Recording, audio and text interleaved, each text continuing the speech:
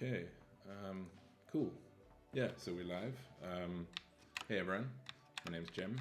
I'm working on a new little prototype this week involving hacking, stealth, puzzling, and line of sight.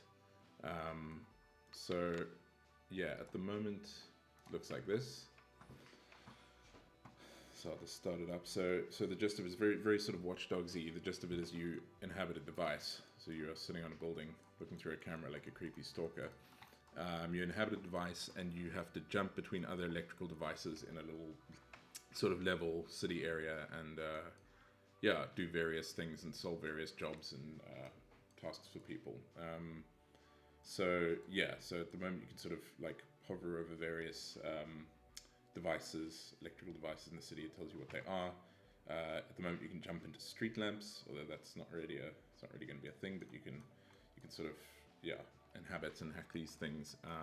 So I could find a security camera and click and go down here and then sort of like move around and look at different things. Go back to this security camera. So the thing I want to kind of experiment with today is doing some level design to reinforce this line of sight puzzling mechanic that I want to explore. So you might, if I sort of let me see if I can find myself. So if I look around, I can see my original location up there, and if I enter that, I have this little jobs thing at the moment, and I've got a little sample job where if you say accept job, this unknown employer gives you like a sort of malicious file to drop off on somebody's device. So you have to grab it, put it in your inventory, which you can sort of organize. I've got this drag and dropping stuff.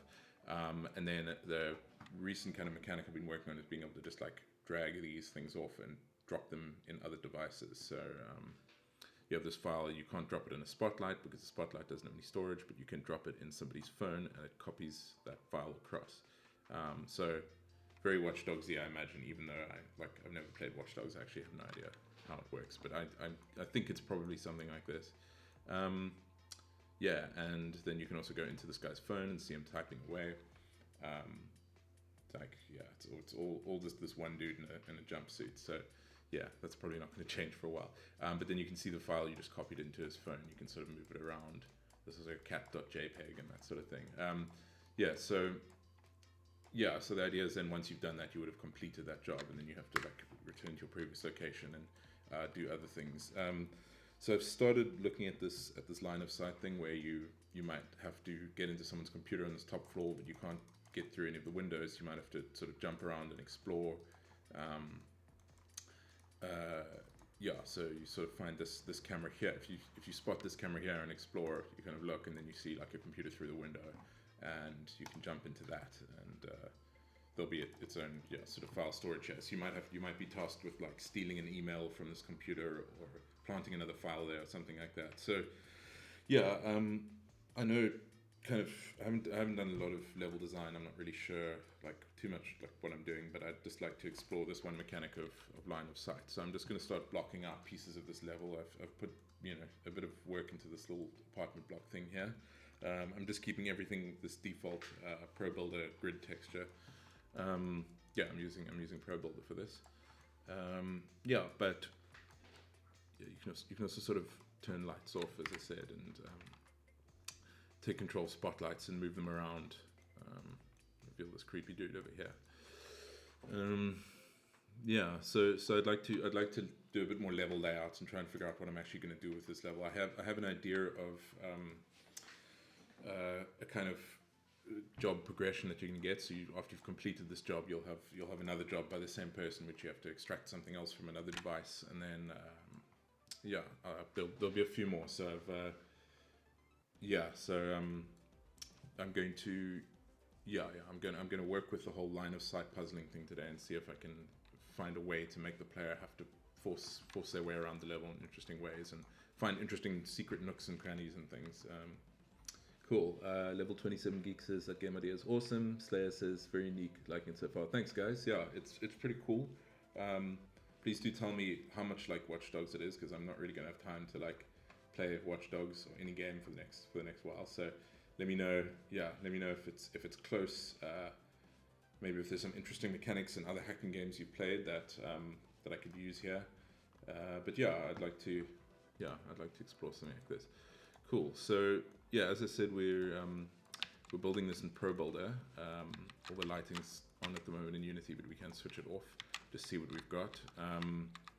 I also another little thing here is like I found this character. I'm increasingly becoming better at like harvesting resources online. So none of this is really my own. I found this character online, and I've been using mixer mode to get a whole bunch of animations. So I've got if you look here, I've got a citizen model and a whole bunch of animations, which I sort of browsed through mixer mode and found a bunch of things that I thought would be quite interesting to kind of have in the game. So you know, you can't at the moment you can't really interact with these characters. So I can do a lot of diorama stuff where you just have characters like moving around and doing things, and you don't need to worry about coding AI for them or anything like that. So yeah, I think I can have a person who's sick lying in a house, and there can be a little story that develops from there. Or I could have somebody walking around the block, but it's just a simple nav mesh kind of agent on them doing that. So there's not a lot of hectic AI and interactivity stuff, which is quite cool. So I can just build these little set pieces and stories, and see if we can flesh something out there. So cool. I'm just going to get started with laying a few bits and pieces out. Like as I say, I really don't know what I'm doing. I don't have a level drawn out on paper here that I'm kind of like meticulously building from or anything. So I'm just going to play around a little bit and see. Slayer says, I played Watch Dogs. The line of sight thing is completely different. Okay, cool. I know it's just a prototype now. When would you guys know if you decide to make it? I mean, this is literally the third day. I started a little bit of work on the UI elements of these on Sunday, I think, Saturday or Sunday, and I've started on Monday. So this is very early days. It's always the kind of thing that like these kind of ideas sound really amazing, and you know you get really excited about them in your head, and then you often spend a week or two making them, and they just kind of, well, in my case, often like sort of fall flat. So I'm hoping this one won't, but we'll see. I think that it's got enough interesting stuff to try and persist through the lack of a solid conventional game mechanic, and see if you can create interesting narrative and puzzly experiences, and give the player a cool feeling of being able to like hack and be a bit voyeuristic and all of that. So I think if I can land a few of those in a week or two, I'll know if I at least want to carry on with it. But yeah, it's sort of early days. Yeah, cool. All right. So one thing I'm thinking is I do want a billboard in here. I think the thing I'm thinking too is that every camera I put down, I sort of have to be a bit sparse with the cameras I put down, because with a camera you can, let me just fire it up quickly. With a camera you can sort of, at the moment, there's no limit to the rotation. You can sort of look all around the scene. You're only blocked by line of sight elements. So, you know, if I wanted to make this a puzzle, I could get to this camera a number of ways. So I might want to have this camera as something, for example, that's blocked off at first. So I could possibly put a billboard or something in front of it, which might be cool. So just do, yeah. I'll talk a little bit about ProBuilder now. It's also not something I'm super familiar with. I did a little bit of sort of Quake level design back in the day, but not much in any like sort of serious way. But yeah. So ProBuilder is basically like a bit like an old school, I guess a bit like an old school like Quake 3 editor, or any of those engines of the time, where you have very simple primitive shapes. You can create new ones here. The default is a cube, but you can create sort of stairs and doors and interesting like curves and things like that. So yeah, the idea is to just give you a little bit of a base to block out level geometry. And depending on the kind of game you're making, if you're going for a sort of retro thief style look, I suppose, you can go with quite simple shapes. So I'm also using ProGrids here, so I'm going to set the snap settings here. You can use quite simple shapes to lay out your level geometry, and you might just want to keep it like that. In this case, this is I'm at least using this for blocking out. If you know, this might be something, if we decide to work a bit more on it, I might rope in an artist to come and do some refinement on the art and get some textures and things. Yeah. Yeah, so Level 27 Geek says, you say it lacks conventional game mechanic, but if you think about it, it'd be similar to adventure games like Myst because of the first, yeah, that's true. Like Myst because of the first person perspective, or those newfangled hidden object games that have a lot of puzzle elements. Yeah, no, that's cool. Yeah, I think I do sort of like this this feeling of feeling a little bit like an old school dungeon crawler or a game like Myst where you get these preset perspectives. It might be the kind of thing where I actually start the player off bouncing between cameras that can't move, because I feel like having full 360 movement is quite a, it's not very constrained. It's you kind of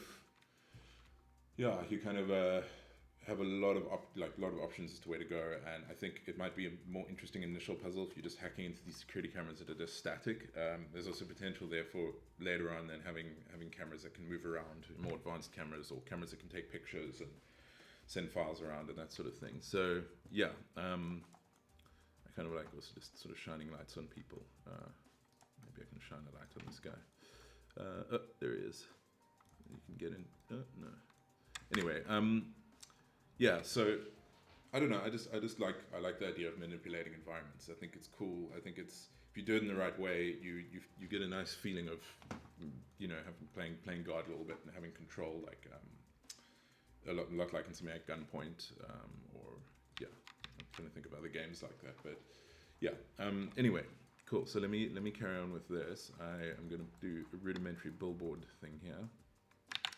So with ProBuild, I'm just sort of duplicating objects here, pulling out faces and faces and edges and things, much just like a really simple modeling program.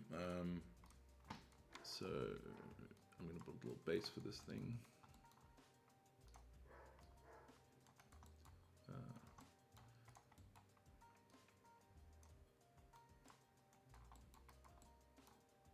Okay.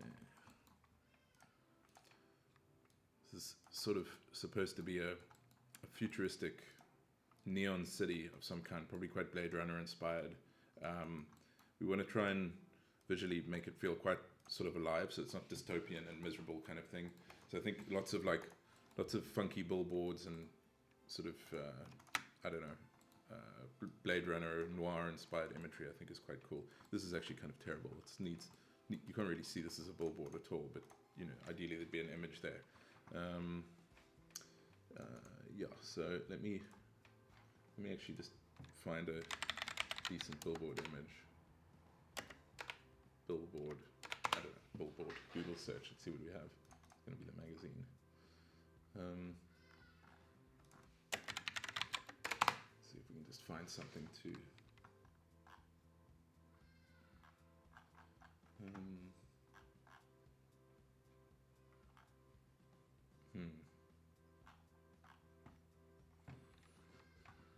Sorry, let me bring it in so you can see what I'm doing here. Unsuccessfully looking for flat billboard images. This is good, like neon billboard. I don't think Google...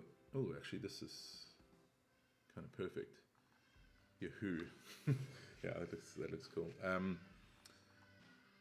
Yeah, I'm just going to hack one of these together and just see. This looks pretty awesome, actually. That's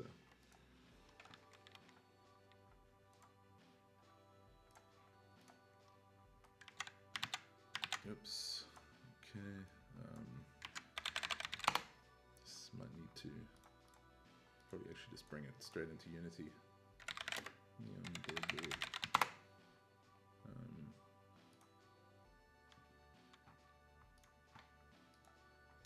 Okay, let's go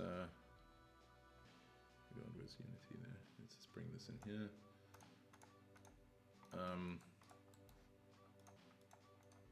Let's create a material for it. I have no idea how this is going to look, but let's see. Whoops. So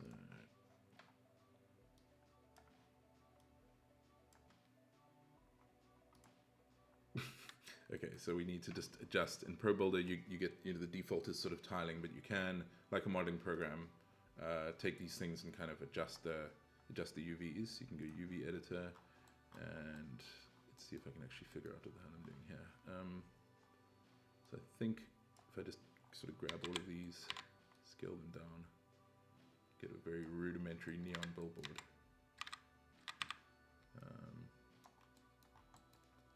Let's make this a bit bigger. So I think I can try and make this match. There's probably a better way just to fill this quad here, but let's just roughly do it. This is definitely not a... okay, actually what I want, let's move this out the way. So these are the front and back faces of our billboard. So if we just can sort of see in the background, if you're not familiar with UV editing, what's happening here, kind of just, I suppose, wallpapering the thing.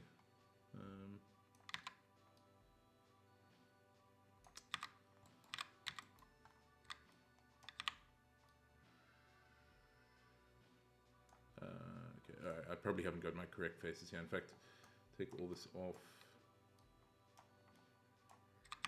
In case it wasn't apparent, this is me procrastinating while I decide what I'm going to put in my level. So, okay, so this is actually the front face. So let's take this. Let's like wrap it properly there. There we go. These can all scale down to nothing. They should just have a sort of flat color on the back, more or less. Yeah, Sameka. Actually, it's kind of cool. Okay, so there's our neon billboard. Totally unnecessary for the moment, but it's UVW mapped. We have a billboard. Got some post-processing on. I'm wondering if I can sort of do something weird with a mission. I'm not actually sure what this is going to look like, but let's just experiment. Okay, that's kind of cool. Oh, it's actually pretty sweet. So adding an emission, the emission flag to a material, among other things, gives you glow if you have bloom on. It sort of like bursts, brightens the colors of your. Okay, that's too much. Sort of brightens the colors of your material. So I can just take this intensity down to say 0.5. That's too little. Let's just go with 1. Oops. Yeah, so there's like a little bit of a glow on the neon thing there. These obviously none of these things are final, but I always find it's nice just to if you have an idea about something that you one day might want an artist to follow in terms of an art style or something, or a particular like tone for the thing. I think it's nice to put as much placeholder stuff in as you can that conveys your idea at least. And I think a good artist will also know if you put terrible stuff in and the idea is not conveyed properly, they'll do their own thing anyway and do something better. But I think if there's something that conveys what you're going for, even in a like rough way, I think that's a nice it's a nice starting point for artists. Sort of like pre-production concept art, I suppose. But anyway, so there's a billboard. Guess we can shine a light on it. No, not really. Okay. So now this camera is blocked by this billboard, so I could sort of go here, and that's actually quite a nice thing potentially, is to jump here and then see that there's a camera behind the billboard, and then go into the computer. So this, as I was saying with the jobs thing, this computer would be part of a second mission in which you have to hack into this computer and pull out files, and then send them back to your own location, which is a kind of part of the puzzle mechanic I'm still figuring out. So yeah, let's see. So I'm going to disable cameras right now that I'm not really, even though it's cool to jump around the city and look at a bunch of different things. For the sake of actually trying to find this puzzle, I'm going to take a couple of these out and see. So I like this one. I like how this is looking down in this kind of dramatic way at this building. So I'll keep this one in. It is hard to spot, so I'm going to have to figure something out there. I'm trying to avoid, plastering UI on the screen, with the exception of these elements that are actually the heads-up display of your camera. So I don't want to have this security camera outline, for example, or have it glowing or something, because I'm trying to avoid that. So, so I think I wonder if I should just sort of have this looking back at the player for now, even though it takes away some of the coolness of the, it doesn't really make sense. Okay, let's keep that there for now. Okay.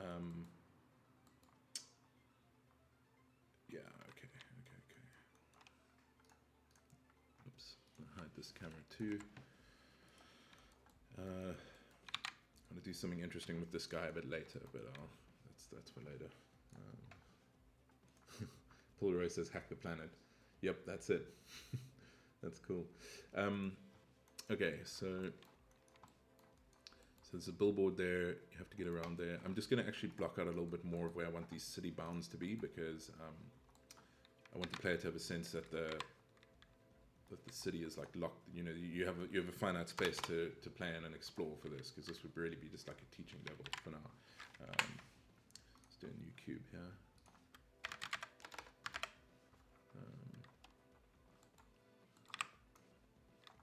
So another thing, sorry, just I have ProGrids here, which is the thing I always get if I do ProBuilder. So this is really, you can get, if you're using Unity, you can get ProGrids and ProBuilder through the package manager, and it's just a useful, just keeps everything snapped like this.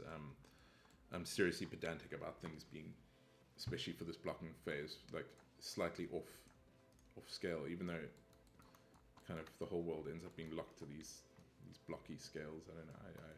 I need to know early on that these things are all conforming to a certain snapping standard, which is kind of ridiculous. Yeah. Okay, so I'm going to roughly surround this city with a kind of a wall of some kind.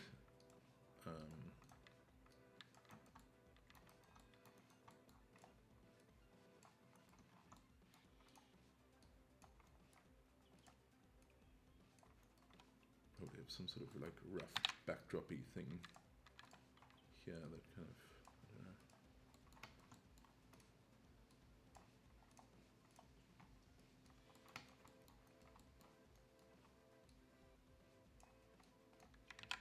It'd be nice to actually surround these with epic scale sort of buildings, and this is a smaller area here that you have to play in.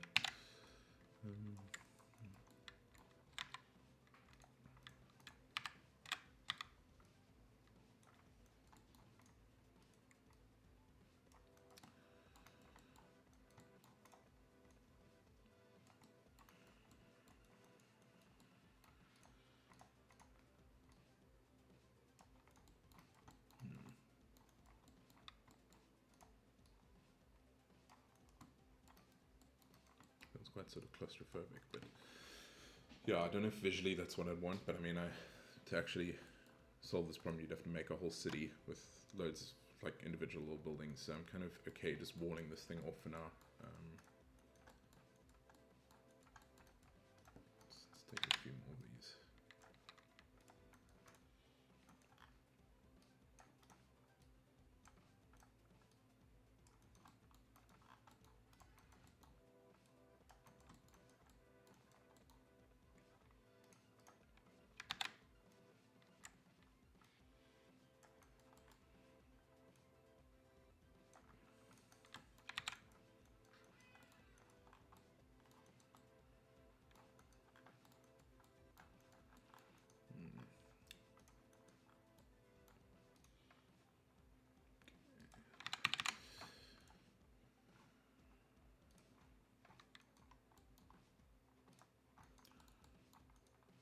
I think I also want to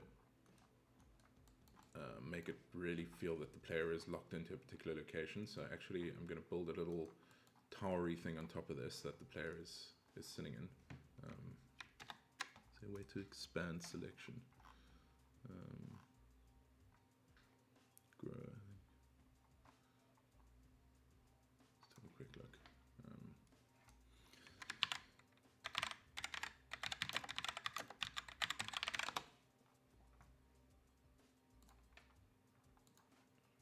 So having a quick look at how to grow the selection of faces.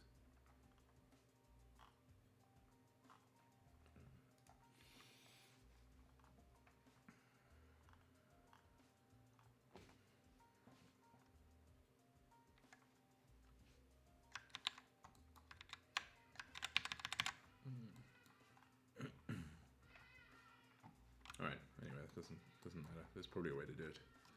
Just take these. Don't.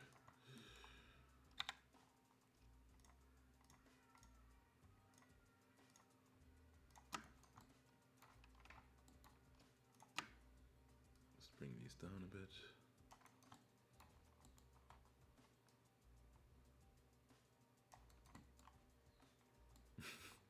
This is what prototyping looks like. Okay.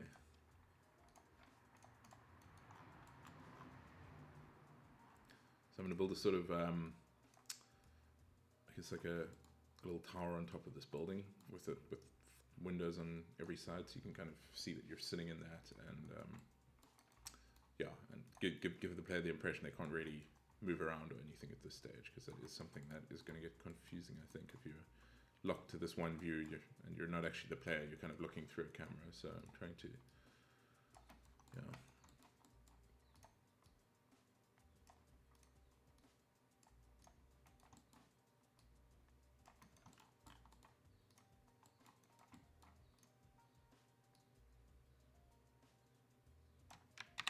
Okay, let's see.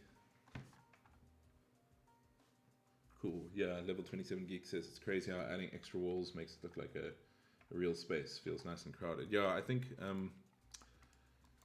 this kind of has the potential to feel a bit gamey and claustrophobic. It's like, the developers obviously just like loaded up with, just surrounded this thing with huge wall-like buildings. But given the right styling for this, it could actually be pretty cool. And especially if you filled up these buildings with like really dense windows and things.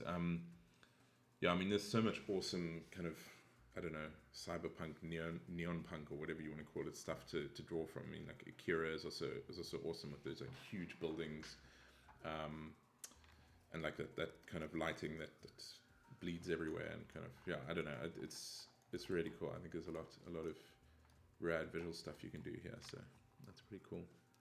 I want to try something that ProBuilder does have, although it perpetually says it's an experimental phase, which is kind of weird, which is the CSG subtraction stuff, which is what I remember using a hell of a lot of in the days of messing around with Quake levels and things.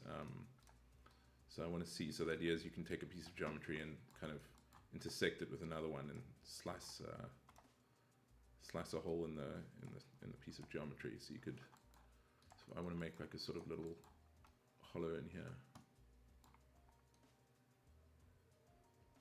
Do something like this. Oops. You'd sort of make an intersection here, and I think you go like tools, ProBuilder, CSG. Okay, it's an unusual way of doing it. So we'd cube and cube 10 subtraction. Is that show you what is going to happen? Stack overflow exception. Okay. This is experimental. I'm probably doing this the wrong way around or something. Okay, so it's sort of created a new object. Okay, cool. So let's just try this again.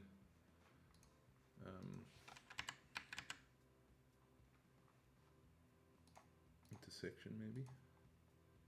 Just kind of got to keep trying these things until you do the right one. I got this one right. So that new game object.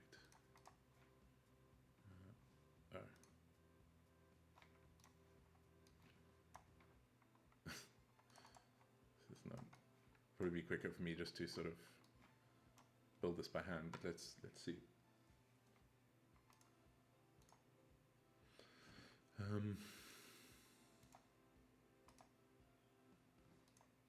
Okay.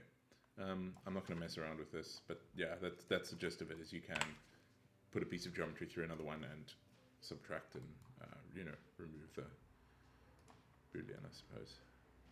Let's see.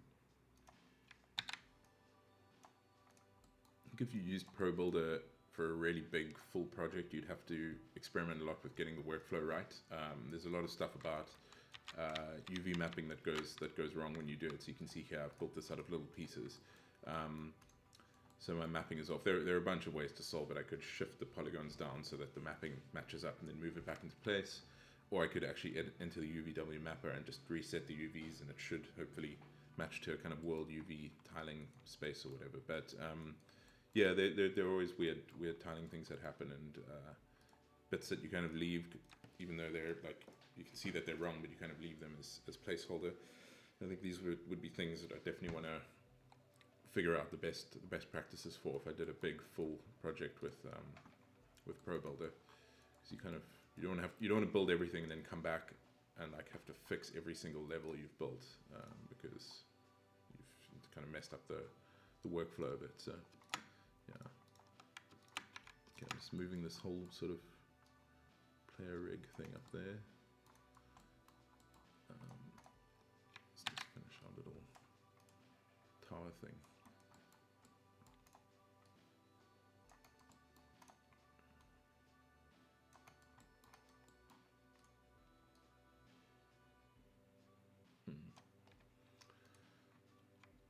Okay, let's do this simply.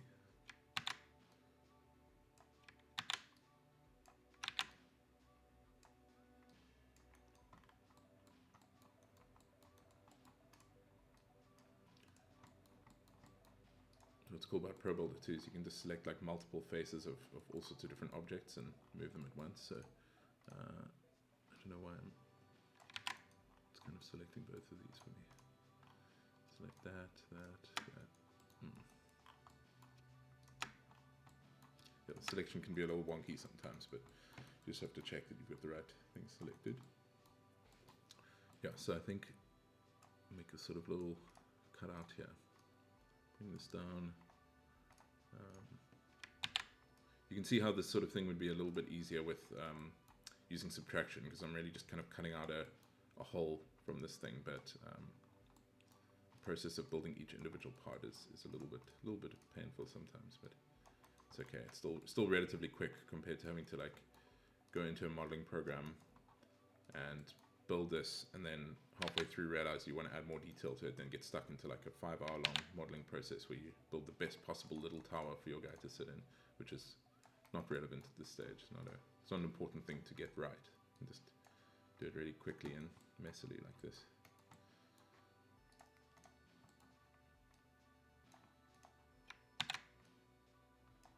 Okay, so there's like a little, I don't know, crow's nest or something.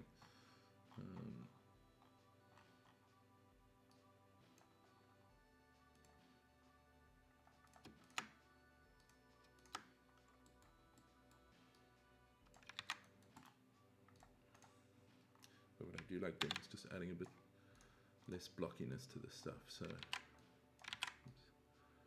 adding like a piece on top like this. Just doing something like that. I don't know. Makes no architectural sense.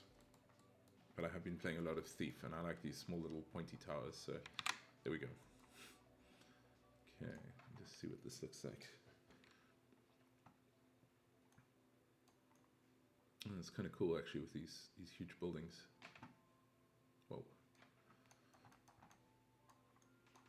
Yeah, I think bright neon stuff is going to be very cool. It's going to be a very nice way to break up the dark and kind of dour, depressing lighting that's otherwise going to. I mean, there'll be lots of neon and like bright lights coming through windows and things like that. But the world is going to be very dark. I think it should be kind of quite a dark,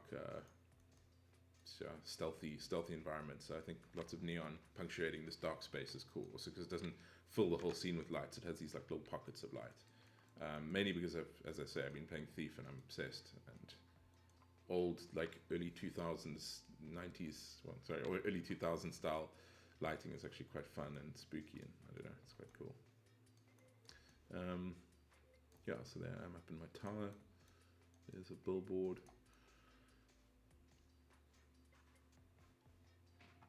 And then the camera's behind the billboard, and then there's like a computer right here.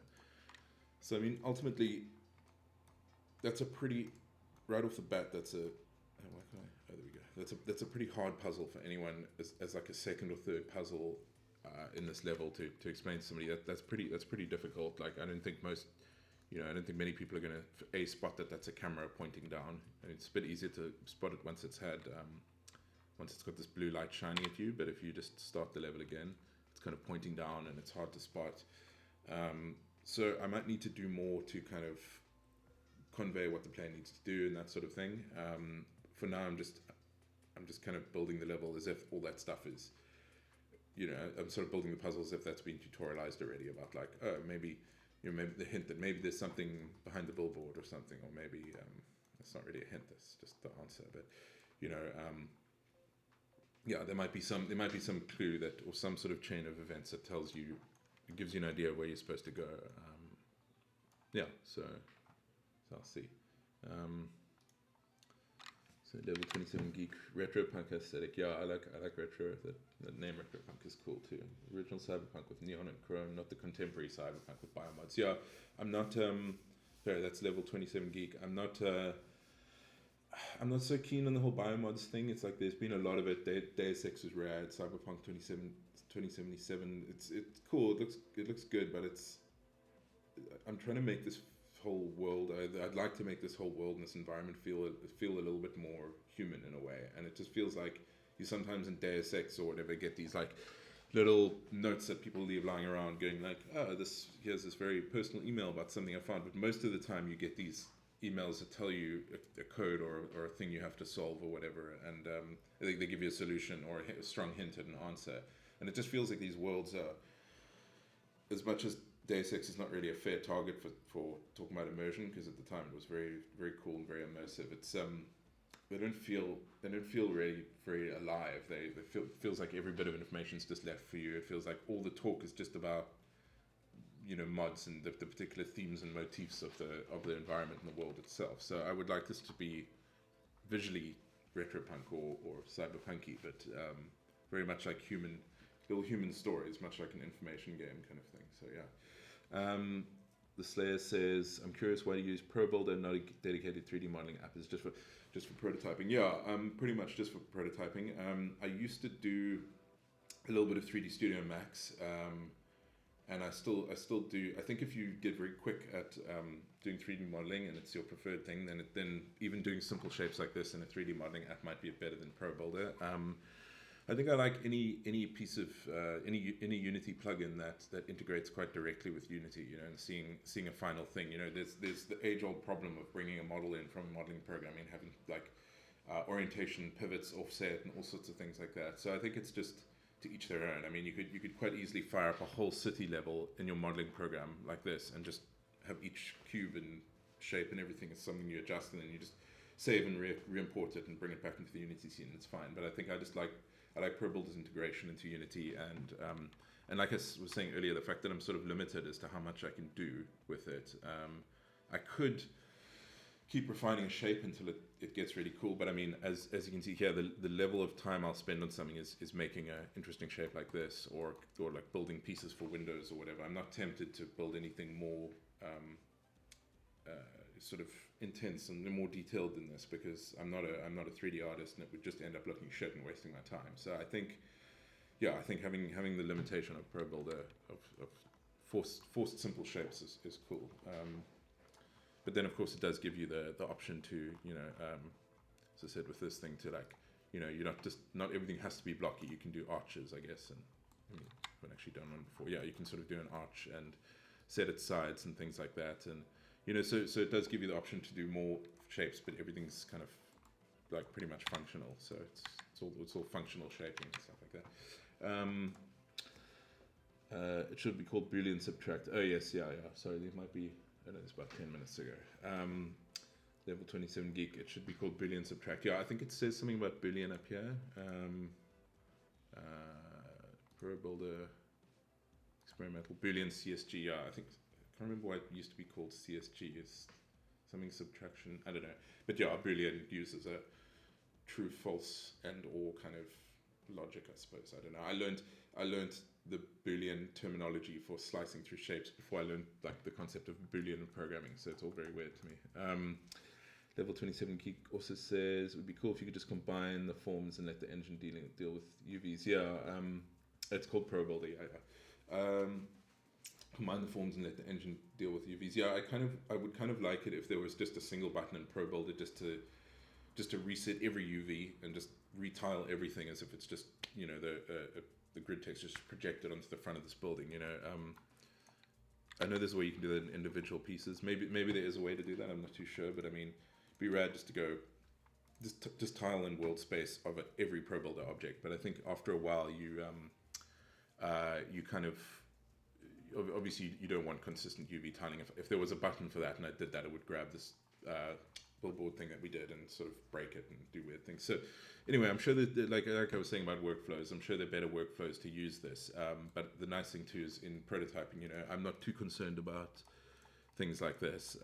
I think when I do add some simplified textures to this thing, I'll probably also go fairly minimal and just have some basic sort of concrete textures, and then do kind of more of a paint with light thing where add some interest and detail to the building with lights. So I really like putting a little spotlight here and getting these shadows because it's ridiculously like over the top too.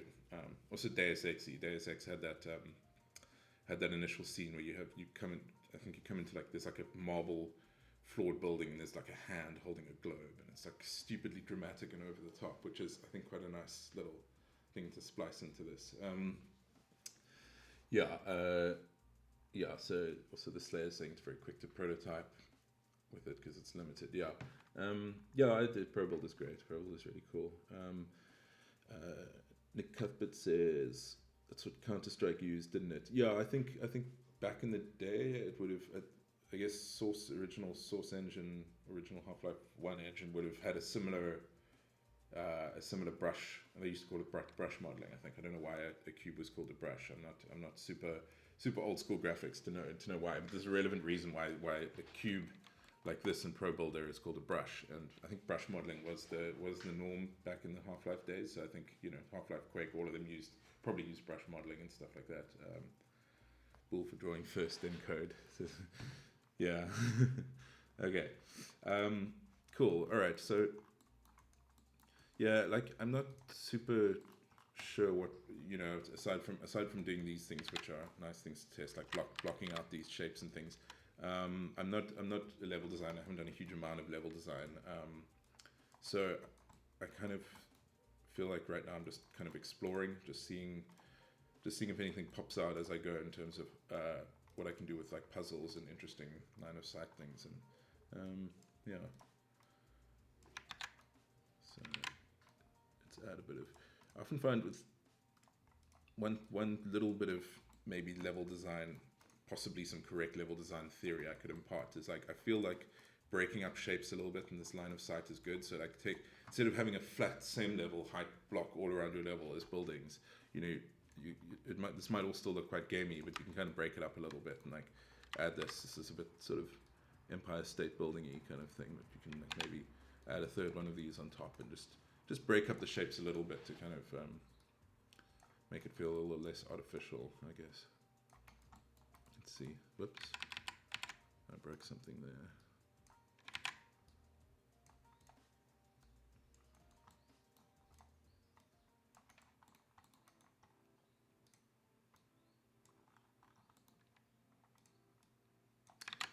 Yeah, I mean, in a perfect world, I'd have some sort of maybe like radio tower, either a prefab, a mesh that I'd sort of harvested from somewhere, or make it like a couple of simple shapes that I could duplicate around. But I feel like right now this is alright just for blocking out. I don't know if this should be high or low, but it's quite cool like that.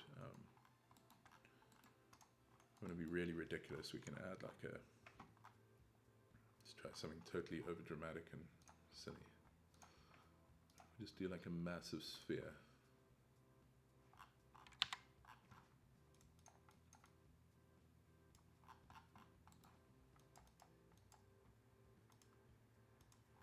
Oops, shit. I just want to try something here. This is probably going to be totally ridiculous, but let's see.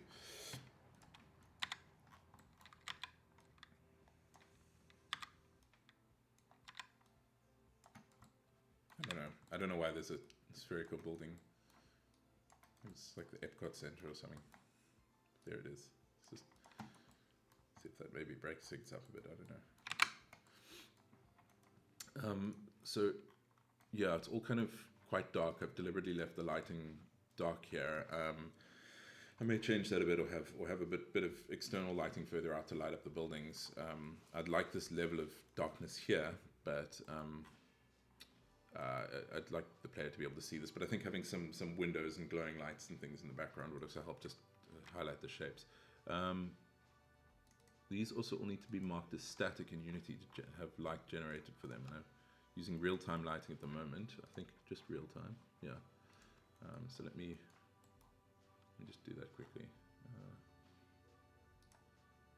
These actually, if I just put all of this stuff into this an environment game object here. So I also just like organizing things like this for now. Just keeping environment there. For now, all of my environment stuff is static. So all the building-y stuff, there's no like doors that open or anything. So I can, maybe there is stuff that's not static. Let me just make sure.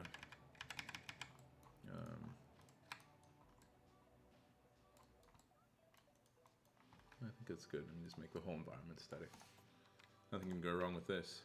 So now as I do that, the light starts baking into, which I'm just keeping auto-generate on for now. It's a bit of a pain. It does slow things down a bit, but it's a nice way to, while you're working, just let the light calculations generate and give you a kind of view of what it might look like afterwards.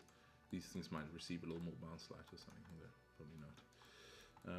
Okay, so I'm going to carry on doing some layout stuff.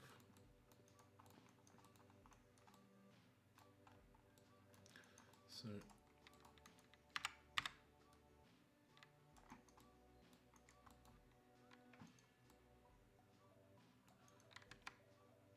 I do want various alleyways in this level too, so I'm gonna start using the backs of things to make alleyways.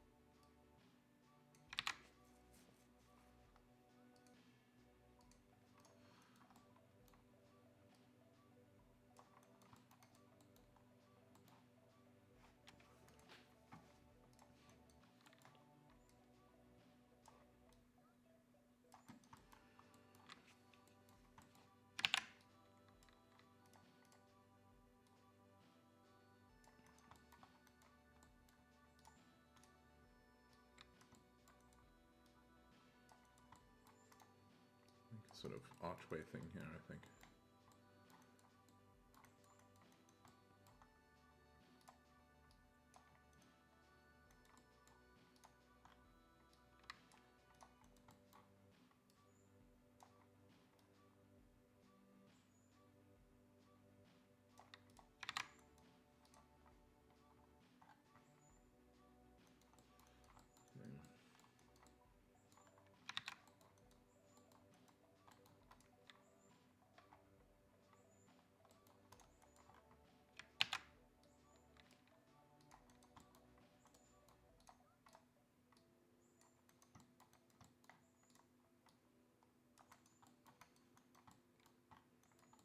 Yeah, it's a pretty lousy shape, and I'm just going to leave that there for now.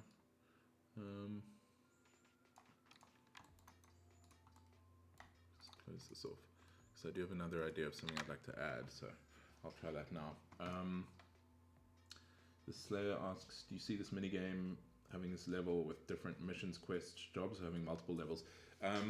Definitely multiple levels. For the sake of this prototype, I'm just going to make this one. And the premise here is you sort of have 5 small jobs from some unknown person that start you off, like that sort of teach you a little bit about the game and about how things work. That's the idea. So yeah, so this one would suggest that you have to, and probably a better way than this, that you have to drag a file onto someone's computer. So I guess I'm not too concerned right now about getting the tutorializing kind of perfect, but I mean, for the sake of demoing this and testing it with friends and colleagues, the thing to do is just occasionally tell them where like clicking and dragging and dropping here. If that's something somebody's not getting, it's something you can tutorialize later properly. that's a kind of surface level problem that can be solved in terms of a tutorial. But I'd like to somehow in these missions convey that you need to do that. Then you need to go into this guy's phone, and there'll be a sort of like an ID that shows you that he's the right person to perform the job on.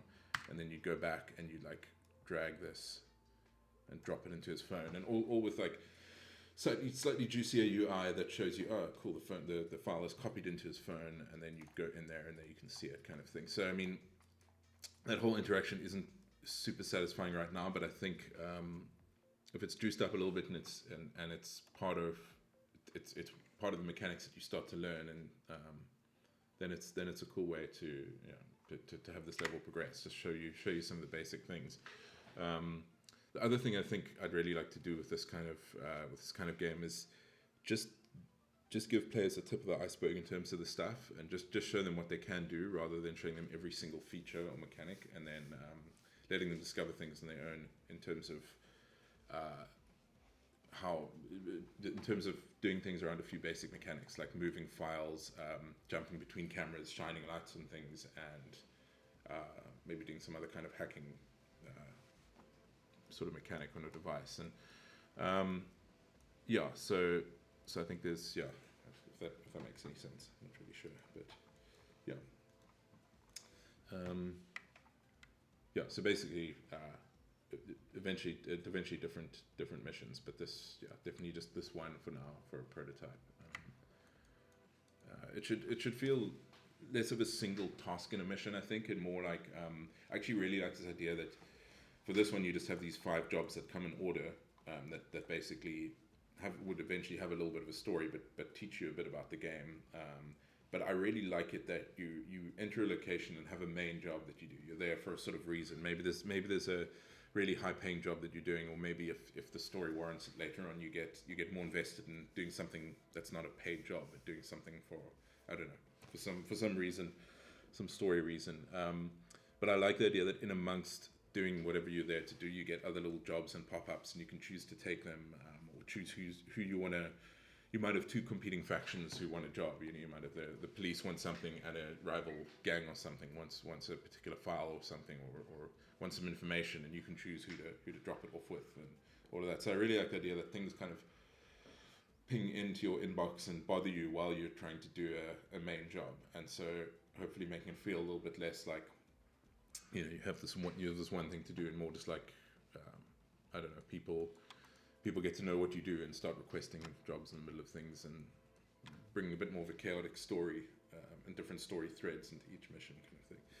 Yeah, that's all potentially way down the line, so let's see. Cool, so we got these. Yeah, I think this kind of feels okay. It's very weird just having everything tiled like this, using the tiling texture, but I think it still feels like there's this hollowed out little city square thing in the middle of here, but I think that is ultimately something that this game's going to have is these quite closed off environments, because if it is this open world thing, then you could jump to this camera and then you could look through this road of buildings, go to a camera down there. So you don't want to have some sort of artificial closing off of the area, so hopefully that won't break the illusion too much or whatever. This is where style comes in too, where you're going to have to, like Blade Runner. You could kind of imagine Blade Runner having these or Blade Runner themed game world having these closed off areas, because everything's so dense and packed and everything. You could easily just have an alleyway here that's just covered in kind of signs and billboards and stalls and things like that then effectively blocks off that area. So yeah, I don't mind it right now. I don't mind it looking kind of gamey and artificially bounded by things. Yeah. Level 27 Geek says, I would add a little information kiosk or something to the plaza, or maybe some of the interest in the plaza. Vertical human-sized ads, trash cans, or a parked car. I think it's a great idea. I definitely want, at the very least, some very like chunky DeLorean-ish kind of sharp-edged cars just parked. And also things like music playing from the cars, and potentially a nightclub with music playing. Again, to reinforce that idea that you're not in this bleak dystopia, but you're kind of, you're like, that there's life here, and it might look like this bleak Blade Runner-esque world, but the people are kind of enjoying life here, probably against their better interests. But yeah, so I definitely think more life and more interest and a bit more lore in the world. So like the stands, information kiosks and stands are really cool. I think if you also talk about like retropunk, I think one of the things I wanted to have is like a data bank, which in a futuristic world doesn't make any sense, but like a physical server storage thing that people would come and drop data off at each, off like as posted kind of delivery. I almost like the idea that this world doesn't have wireless and email, and I mean, yeah, it sort of does, but you don't ever get to take advantage of it. I like the idea that it's it's quite low-fi tech and mechanical, but we'll see. That's going to be a little bit at the mercy of how succinct the puzzle design is and how much I need to allow kind of more advanced technological things to solve the puzzles. But yeah, I actually do have. Maybe I should do this kind of thing now, even though it's not strictly about blocking out the level. I'm kind of just winging it with the blocking out the level anyway. But I do have a couple of cool models here that I downloaded from Sketchfab, I think. Retro Terminal. This one's quite cool. I might just like bring one of these in. There's a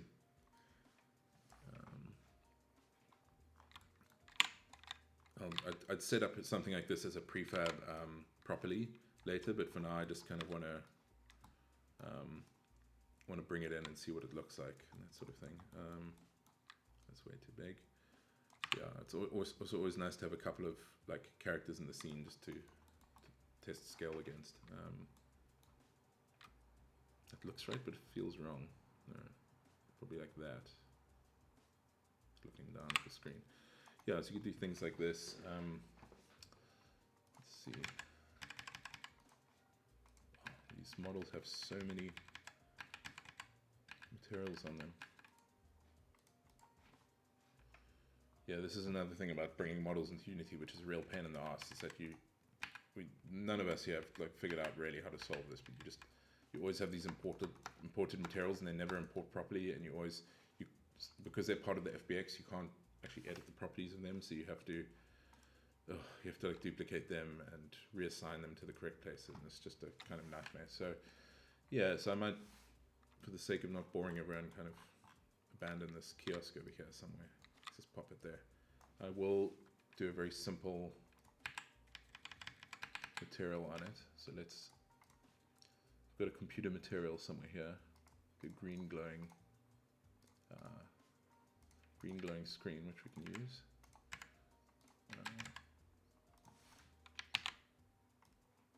Just gonna make another one of these.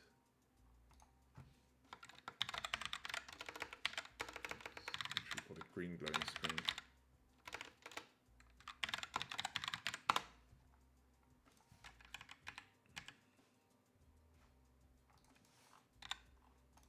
Not sure which one is which, but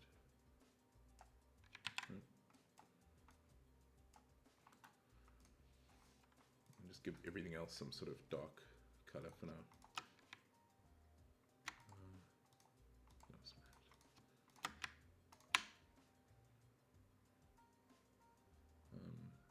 I wonder if no, that's weird.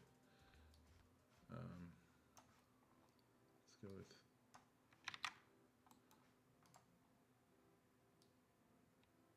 yeah, this is not great, but I mean it's fine for now. It's nice sometimes just populating the world with these things and seeing what's up. Yeah, it's already kind of a bit of a surreal setup here with this very oddly chosen street light of mine.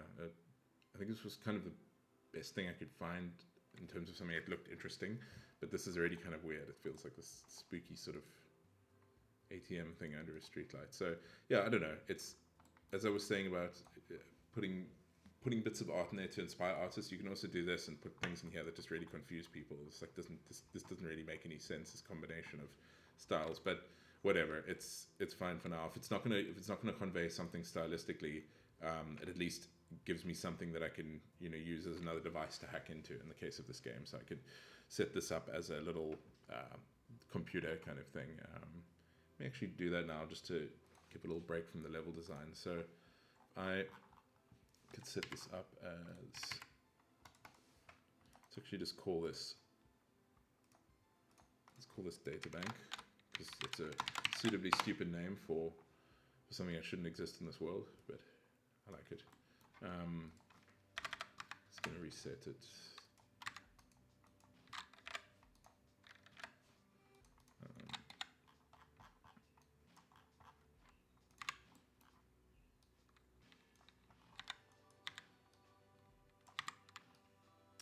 So then what I do here, firstly, is just, I've got a series of devices prefabs. I just prefab this thing here. And then open the prefab, firstly I've got a device script. This is not like particularly useful information for anyone, it's all very specific to this game, but I've just got this device script here, call it data bank. I downloaded a whole, oh yes, this is another good thing here. As I say, I think I'm pretty much just only getting better at finding resources online, which I think is a fair way to get prototyping done. So I think these are all from flat icons, and the crosshairs are from Kenny's free crosshair pack. So these are all great little things to A, convey something, and B, just not have artwork that's so ugly that it can't pass. I mean, I think striking the right balance between finding a couple of the holy grail is finding a few of these free resources, but ones that are good enough to potentially just use to release a demo online and not feel totally terrible about the artwork, or be able to convey enough of the game across with that without having to get to take a long time doing art. I think you can get to that point where it's like, things that are just okay enough to be prototypey and be released to the public. I think that's a cool place to be. So I've got a couple of icons here. I think this data box is probably the best for now as an icon. So that's just an icon I use, and I actually don't think I'm using it anywhere right now, but so I'm also sort of assuming in this world that everything, every sort of device here has a camera, well, not every single one, but like this kind of thing would have a camera that sits on top of it. Oh God, is this model rotated weirdly? Yes, it is. Okay. Oh.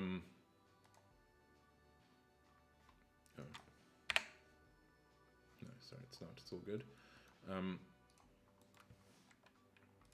Yeah. So I'm going to assume that this when controlled, this data bank thing lets you view a camera on top of it. So I put a little camera there. Just assign the right references here.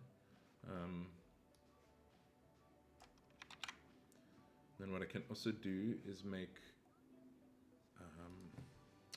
can add a rotatable script that I've created, a rotator. Let me just see how I've done these other things.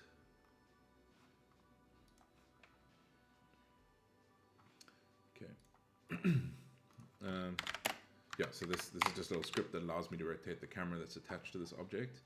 But then I can also add a storage component that I've created too, and drag in a storage UI component, which I was created, which then will spawn those little boxes that you saw that can you can drop things in.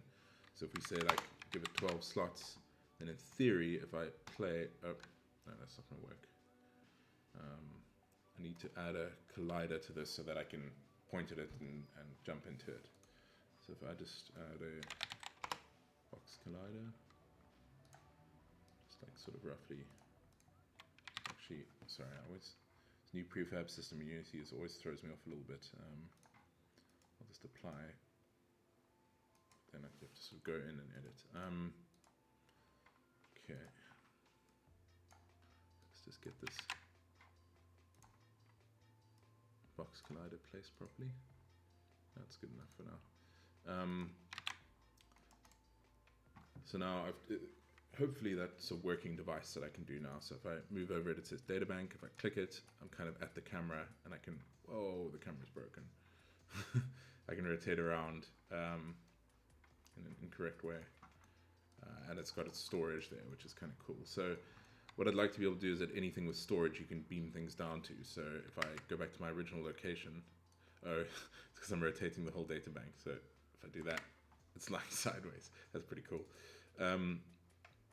Yeah, so if I, because this has storage now, I can take a file like this and drag it onto there and copy it and then go there and there's the file there, which I think is pretty sweet. I don't know, it's, in a broad perspective feels kind of underwhelming, but I don't know. I like that that's there. That was up here now, and now it's gone and it's down there, and there's something very, very cool about that. I don't know, because then we can take this from here, copy it into there, and go in there. And now we've got that there. So that's the gist of the sort of copying mechanic that I want to try. Is like you can copy to different things here. These guys will also a lot of the time be patrolling around, so having having them holding a phone and jumping to that phone means you can access a different part of the level, which I think is also a big part of this puzzle design that I should probably explore sooner rather than later,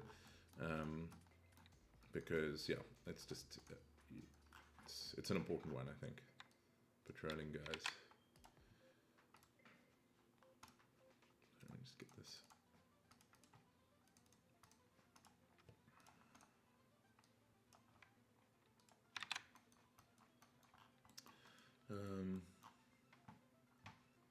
Okay.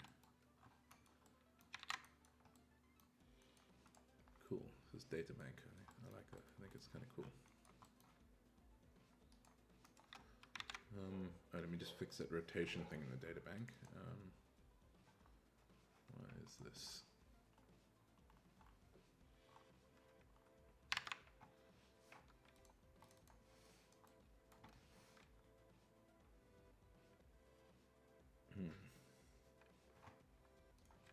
Oh, right, okay.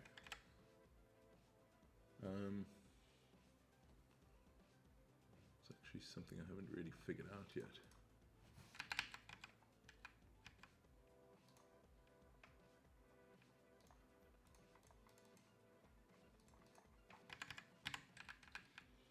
So I need to add some provision for the... So at the moment, anything with a rotator on it like this is going to rotate itself, because the only two things I've used this on are spotlights, which do rotate themselves, and security cameras, which also rotate. So I need to add some provision just to reference a camera that rotates rather than the whole thing. I think that's probably the best thing to do. So let me just see if I can do it quickly.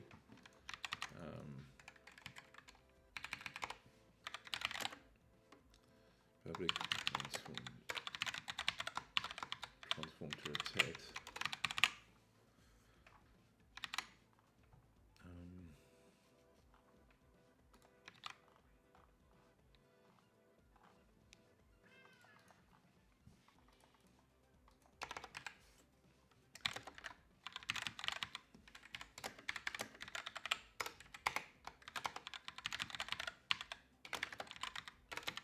So I'm just allowing to leave this field blank for things like security cameras, so that it will just use its own transform to rotate itself. So hopefully this will work.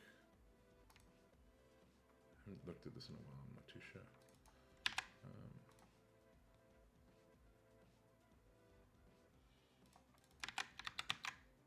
Might actually work first time. No, I'm not kidding. That's not going to happen.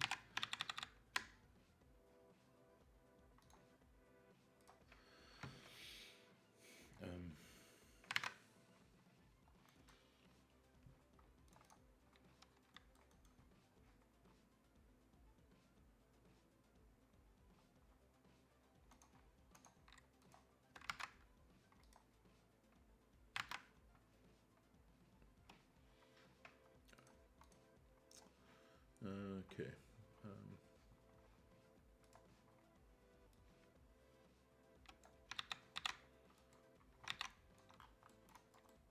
Let's see if this works. So cameras rotate fine. Check the data bank. Oh, it looks better. Cool. Okay. And the data bank is no longer tipped over on its side.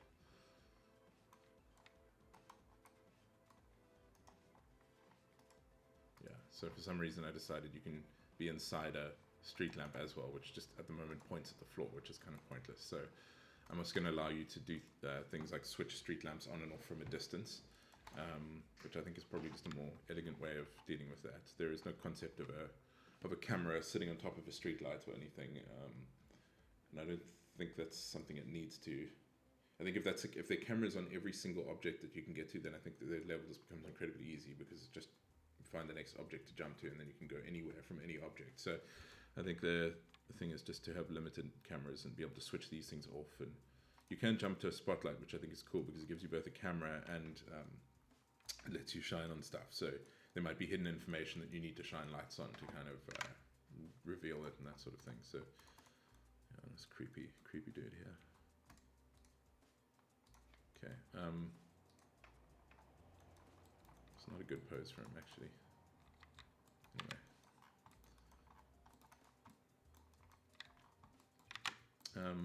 Cool, okay, I'm going to continue doing a little bit of level layout, I think.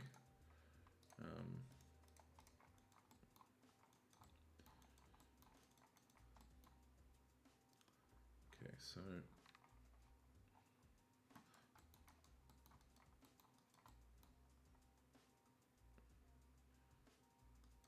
okay, one thing I definitely want to have is I want to have a sort of bunch of columns here in this. Let's hide this dude for now. I'm going to do something different with this building here, so oh god.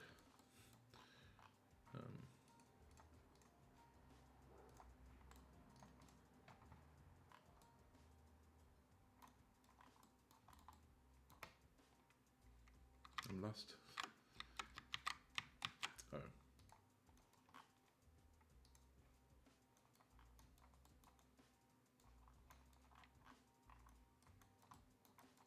I hit something else here.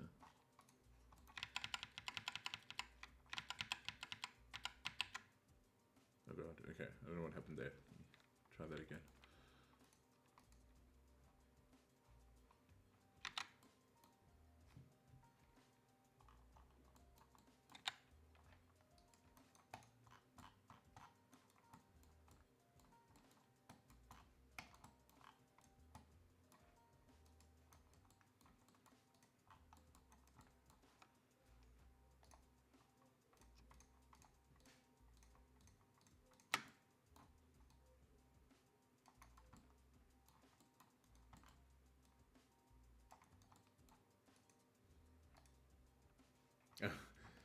The Slayer says it worked first time.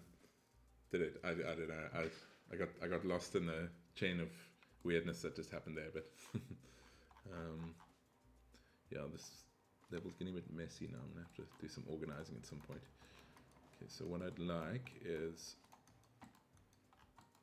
a sort of wall to back this.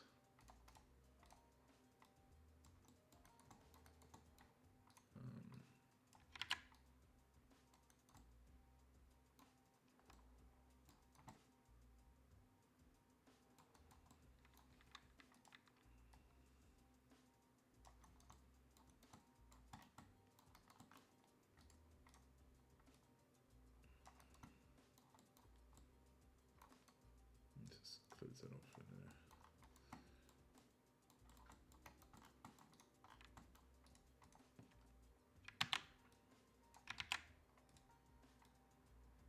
Okay.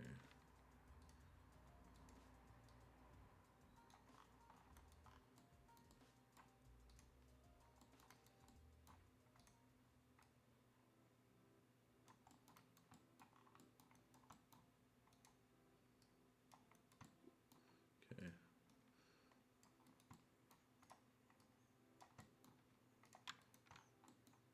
Okay, so I sort of want a bunch of long pillars here that you can see through, and I will tell you why in a second. You know, this is very, very rough.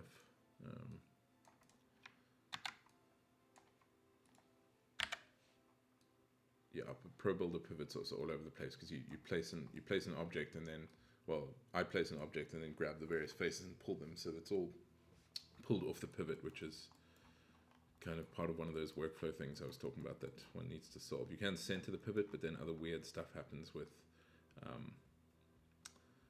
UV mapping and stuff like that. So I opt for horrible pivots. That's actually kind of cool.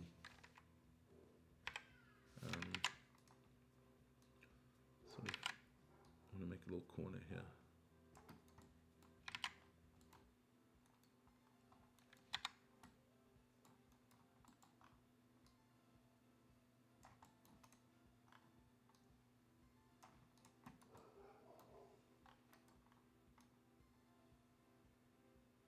Oh God.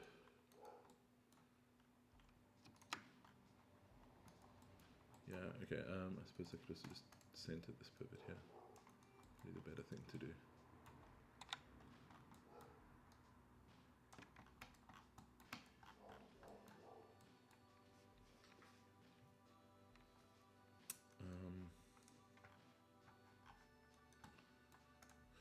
Okay, I think that's cool. Okay, so what I'd really like to do here now is have this weird dude that I hid. Where is he? So I want this guy kind of tucked in here, leaning against the wall. Let's take snapping off there and just pop him up there. And then I want a camera. Let's drag in a new security camera prefab.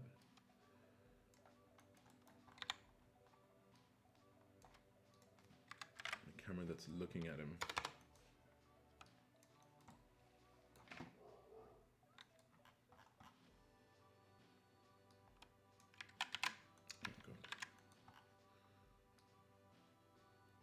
That there for now, but one that you can only get, say, from this camera here under there. So, and then what I'd have is like a I'd have his smartphone. Just gonna hack this in quickly. He'd have like a smartphone sticking out the back of his pocket, and you'd have to get behind him in order to jump into his phone. Let's pop that like there.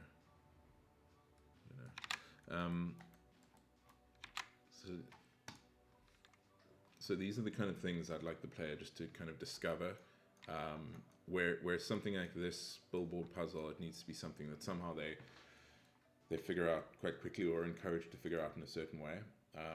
But this one, I'd like them to feel like they can explore a scene. So if they spot a camera, it might be, maybe it's hard to see, or maybe in some other way it's requires exploration to see it. But they spot a camera and they go, oh cool, this is a new camera. I can find new stuff in the level now. So they might see something they didn't see, like this. I want this. This should really be the only place that you can spot this camera from. And actually, conveniently, there's a little hint there in the form of the light coming from his phone, which kind of says, oh, there's something going on there. So then if you jump into that, you can see his like phone behind there, and then you can jump into his phone. And now we're actually looking out of his phone into there, which means we can get back there, and get back up to there. Yeah, the thing I sort of need to figure out is is how you transfer data from one phone to another. So if I've sort of lost this camera now. Let me make this camera a little bit easier to use. Let's kind of sit out here.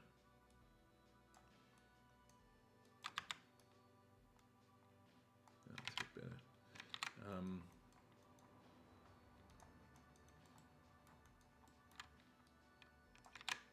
Let's just try that.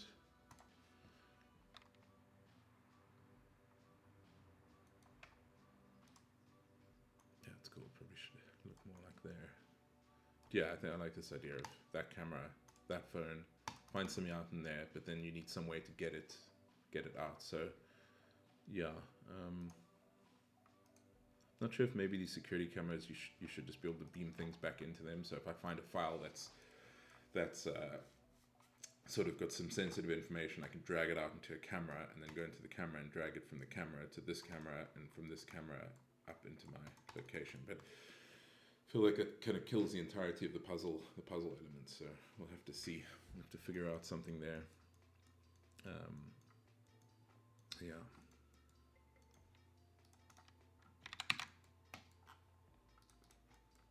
So these are just, as not really having much of a plan for this level design, and kind of just winging it a little bit.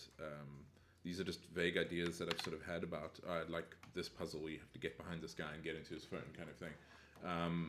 And I'm just sort of thinking about these and then just building the level accordingly to add these things in.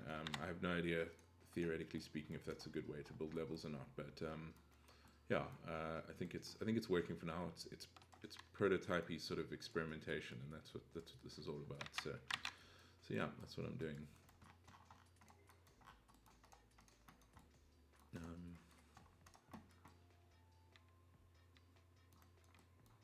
feel like maybe these should all move forward in line. Actually, no, that's cool where it is. That should go there. That's actually kind of cool. It's like a little pocket here. That's actually awesome. This is a little hidden kind of area which I really like. You can see closed off by this wall, the top of this building, and the player's tower and that sort of thing. So that's actually pretty cool. You put something else on this wall, some sort of image or mural or something that maybe, I don't know, tells a bit of a story or something. Which I think is kind of awesome. Let's bring these back.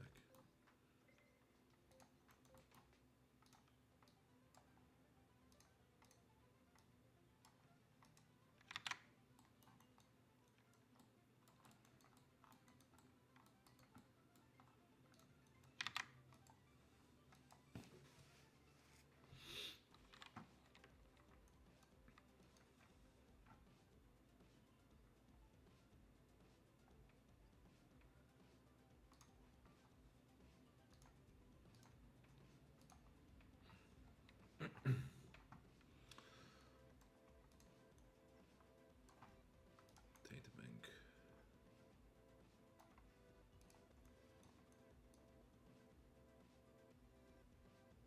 That's a bit of a problem.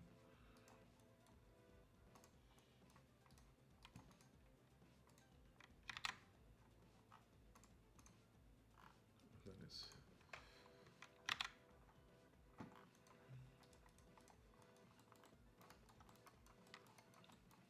Okay, I'm just going to do a little bit more of fleshing out of the sort of environment, just add a few more shapes that break things up a bit, and a couple of sort of angled shapes, I think, just for interest's sake.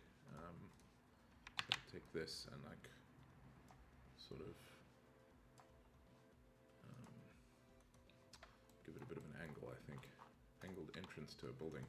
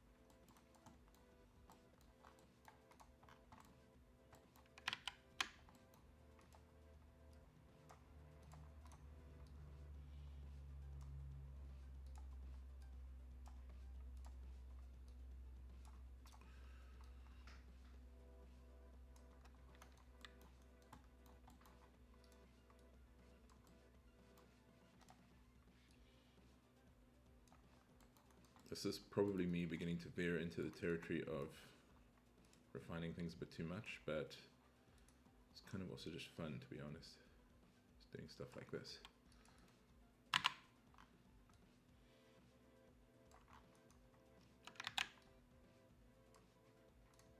Like doing a bit that, and having a couple of characters hanging out here with more phones that you can explore. I very much want to just encourage the player just to like look into people's phones and devices and just find stuff, even if it ends up being a lot of written content that's kind of irrelevant, you know. Level 27 Geek says, yeah, you can do narrative building through environment like that, maybe even some collectibles like tags other hackers left. Yeah, that's very cool about the hidden area. Yeah, definitely. Yeah, I think I really like that. I like in the vein of something like Hackers, the movie Hackers. Like I like the idea that there's this community of them, and there's a kind of bit of a kind of not rivalry, but just competition between them about who's the best and who's cool. Those are kind of very like fun, innocent, naive little elements to those stories that are really cool. You know, so it's entirely possible that this is a world that's inhabited by. That it's inhabited by like a bunch of other private investigators / hacker people like this. So and sort of messing with each other and spotting some of these characters in the game too. It would be cool. I mean, it'd be a sort of really great eventual narrative thing if there's a hacker that you've consistently followed and he or she you end up like inhabiting their phone and getting their information and kind of getting a little bit of a kick out of that sort of thing. So yeah, that's yeah, I like that. I think that's very cool. Yeah. Also, as far as narrative building, just definitely just a lot of passive storytelling, diorama storytelling, I suppose, where you just imply stuff. You no like audio logs or notes left around the game, which has never really made a lot of sense to me. But rather, quite big like broad strokes that are evident in the environment. Having I don't know. A character dead with a phone on them and a message next to them about, well, actually no, that's exactly the problem I'm talking about with leaving a note, but having something that in the environment that tells you what happened without it being explicit, kind of thing. I think that's really fun kind of storytelling in games. So yeah. Christian Romo asks, what game are you playing? In terms of this is just a little prototype I'm making. I'm not sure if that's what you're asking, but yeah, it's a little hacking prototype where you inhabit cameras around the city and have to jump between different cameras to steal information from different characters and perform jobs for people. So in the case of this, you might have a job in which you have to plant a file. So you have these files you can drag around. You might have to plant a file in someone's phone. So you could jump to a camera here, look around, and then you sort of have this guy's phone that you could jump into, or in the case of this, you could drag a file, copy it into his phone, and then various other things happen. You get rewarded for things, but ultimately it's a sort of line of sight hacking puzzle, in which you have to sort of like find the right path around a city environment in order to find various perform various tasks and find various bits of information. Yeah. I'm a big fan of information games. I think Tom Francis was calling them information games the other day. I don't know if that's the sort of official thing, but just games where there's a lot of indirect information that you have to process behind, outside of the game and in your own head, which I think is great. And it's a lot about using information as a resource and having very tangible goals that you can solve once you find a piece of information. And yeah, I think those are pretty great. Sort of actually liking this level with a little bit more fleshed out detail in it. Having these little passageways through here with the hidden area that we've discovered. Inhabit a spotlight. Go from the spotlight to the camera. It's not working fully. There we go. Yeah, I definitely think some sort of even a little natural alleyway through there. So this is actually another little happy accident now where something like this might be cool to have something that you want there in some form, but maybe you can't access it or something. But then that maybe you've spotted this, so maybe you have to find another camera that might point down this alleyway. So you go here, and maybe there's like another little passage here, and you can get to that camera there and that camera there. So I think very much that's actually kind of part of this information game thing, where a game like Her Story, you watch a video and you get a keyword to search for the next bit of the video, and you kind of keep this chain of information going that you use to find out what's happened in the story. So I mean, the reward is not traditional. It's literally just being rewarded with the story, but but I think what's important is the chain of information, having one little clue and then getting another one and then using that clue to get the next piece. So I think that's great, and I think this could be an example of it, where you go into the hidden area and you have this guy's phone that you can go in, but you've also spotted something new here that encourages you to look around more and find out where it is. One thing I don't want is a big map of this area, whether or not you have it or discover it. I don't want the player to know. I'd like them to experience it from these obscure camera angles. That's also just another inspiration from Thief, where you get this in Thief, you get this very badly drawn map, and you have to figure out your way around a level using these vague pointers on a map. But it's very, it's kind of a little terrifying, but also really rewarding. Just getting lost in this level and having to figure a way out, and coming around in a loop and discovering a part of the level that you discovered right at the beginning, but now you've approached it from an alternative direction or something like that. I think that's like very very satisfying. To feel lost and then to kind of soul feeling lost by just discovering where you actually were is pretty great.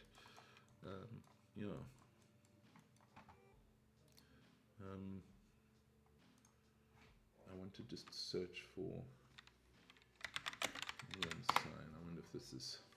I want to see if I can just pop a little bit more neon in the world, and just use that emission just to add a bit more, at least to add a bit more color into it. Do what you love is a neon sign. Here, let me bring this back. Stay wild. Pac-Man's kind of cool. Don't know if I want like sort of American bar neon. I think it's got to be a little bit more Blade Runner, kind of Japanese inspired. The ramen, this is a good one. Yeah, can't go wrong with a neon ramen sign in a cyberpunk world.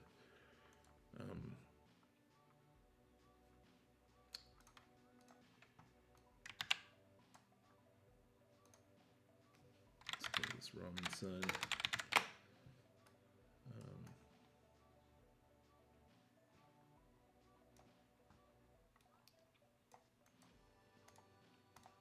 Worth actually just creating a textures folder for now.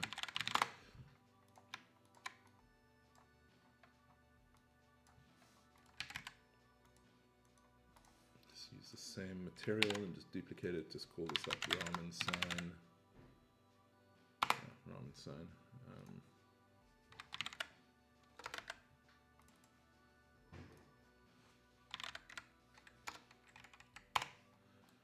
We're probably going to have to do the same sort of UV mapping hack thing we did, but I might as well just actually duplicate this, bring it in here. I just want to put this above. Actually, it's not really a suitable place for a ramen. It's like, looks almost like a church or something. Actually, rather gonna. How big is it gonna be? Oh God, snapping.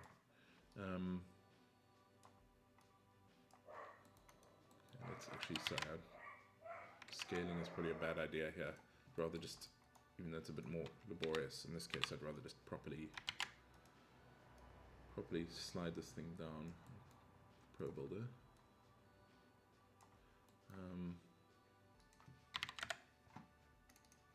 That actually works pretty conveniently.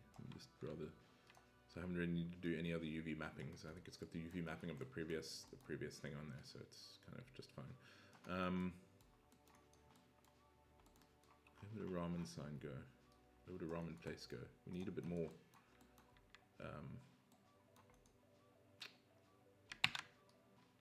Need something kind of. This should just be like a series of.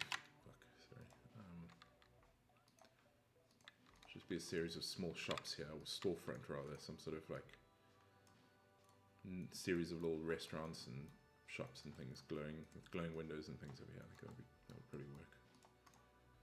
I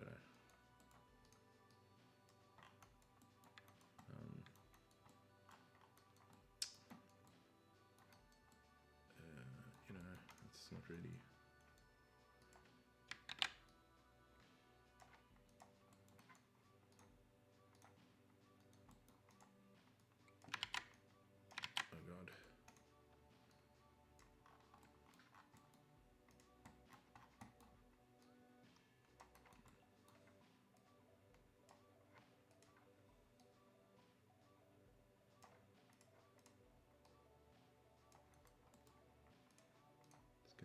kind of out the way. I really need to replace these streetlights. They really are totally the wrong style for this, but yeah, that's what you get trying to wrangle assets like a fool. Okay, and I think let's just take our ramen sign, do it. Let's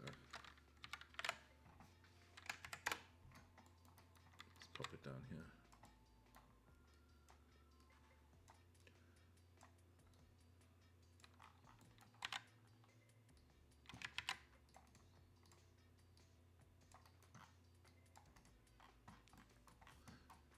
Yeah, so I mean, again, this is just sort of broad strokes with the level design. I could keep digging deeper and deeper into making a little sign holder for this ramen sign, but I'm just trying to get a rough idea of a couple of experimental elements. It's super rough, I mean, that looks pretty awesome. Like super rough, just giving an idea of how it's going to look, where things might go. God, that light is terrible. Let's turn it off. Yeah, that's pretty cool. Yeah, so that's sort of what I'm doing now. I think it's been mildly successful, but I think as somebody who's not necessarily a level designer, for me this stuff is really just about playing around until something sticks a bit and trying to keep the puzzle design in mind to such an extent that the level supports what puzzles I'm trying to experiment with and see. Yeah, so level 27 geek, do you plan on adding stuff like puzzles, so something like disabling a door alarm to get a door so you can access the camera inside? Yeah, or later having people patrol. Yeah, that's absolutely right. With the patrolling, that was actually one of like the early ideas I had for this thing. Is just like somebody's got a phone hanging out their back pocket, and you know, the patrol route should have to be fairly limited, but you can clearly see this is now a moving bit of surveillance that I have, so I can jump into his phone and like look out the back of, you know, the camera of his phone out of his back pocket, and as he walks past a window there might be a camera I can go through there. Doors and things, definitely. I'm not sure to what extent I would do something like that. It would probably just be similar to how I'm going to change these lights now, so that you just sort of click on the street lamp and either it just automatically switches off, or you have like a tiny little UI pop-up menu where you can switch it on and off. Just also because I like having like largely unnecessary UI in games. I know that sounds a bit weird, but I like things that make you feel that they were kind of designed. I'm not really sure what point I'm getting. I just like having unnecessary UI. You could streamline this process just to have a left click turn the light on and off, but it might be fun to have a little like light switch that pops up that you click. But that's something I'll explore. But I think doors would probably be the same, that you just click a door open or close. But one thing I would like to add is that you have these sort of files that you can drag around. I would like it if you get a sort of access key file. So let me just quickly see if I can illustrate here. You'd have like sorry, this is a very labored point. You might have a, if Unity decides to unfreeze on me, I will show you. Nope. God. Okay, so you might have something like these access key files that are access tokens. So you have, you have a level 3, level 1, 2, 3, 4 access tokens. You might have like a level 1 access token that perhaps appears like sort of in an orange color of some kind, and this might be a kind of thing where this door, you click on this door and it's like, nope, you can't open it, you need an access token or something. So you might drag that onto the door and then it unlocks and opens. And what's great about that is this might be something that you sort of have to go into someone's phone to find. So that didn't work, but if you imagine this to be it, you'd get in his phone and you'd have to drag it out and copy it somewhere else, and then once you have that, you can copy that onto the door and it opens the door. So I do like the using files and copying things as not just information, but also just like things to solve puzzles. I also definitely want lighting as a puzzle. So having one of these lights pointing down an alleyway and having, say grabbing this light and having to shine it on something here to reveal a piece of information, or one of the puzzles would involve shining a light through a back window of a shop, so that it can shine onto a desk and reveal like a code that's written down in kind of classic Deus Ex style. People write 4-digit codes on paper and leave them lying around. So like that, you know, being able to illustrate that with the light is quite cool. But yeah, I think there are definitely quite a few things to try and figure out still with the puzzling. And yeah, and definitely certainly with the level design, the visual style, I think there's a lot of things, but it's definitely shaping up to be a fun prototype to work on. I think there are definitely a couple of big stumbling blocks that I need to figure out early on.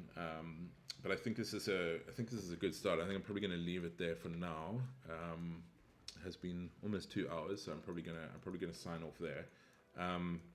Yeah, cool. Yeah. So yeah, I mean, I think I've managed to hack together a few bits and pieces of the level. I think one of the things I've established here is that this walling off with huge buildings is not strictly such a bad thing. Doesn't feel quite as artificial as I thought it would, and I think it's a little bit claustrophobic and scary, which is nice. Yeah, and that there needs to be probably a better way to this particular puzzle to illustrate to a player that they need to maybe jump behind the billboard and then into this computer here. And I also need to find a way to, in this situation, be able to take the file that's in the computer and copy it out. Whether that means there's something through this window here that I can kind of look through and do something that that may be the solution to that. But yeah, and also I think probably one of the coolest things I've sort of happily discovered through doing this right now is this little thing here with the hidden space is very cool. So getting behind this guy, getting into his phone, but then also sort of having this little hidden alcove that just kind of happened is pretty nifty. If this were to be looked at as a little bit as a stealth game, it would kind of I like the idea that there could be potentially stealth elements, but you're not having the classic thing of having to like walk past somebody and like worry where patrol routes are or whatever. Like this, you're into this like inaccessible area here, but it's all been through jumping between devices, which I think is pretty interesting. I definitely would also ultimately like to have, perhaps later on, some sort of little robot that you're guiding, so you actually inhabit a. Let me just grab one of these.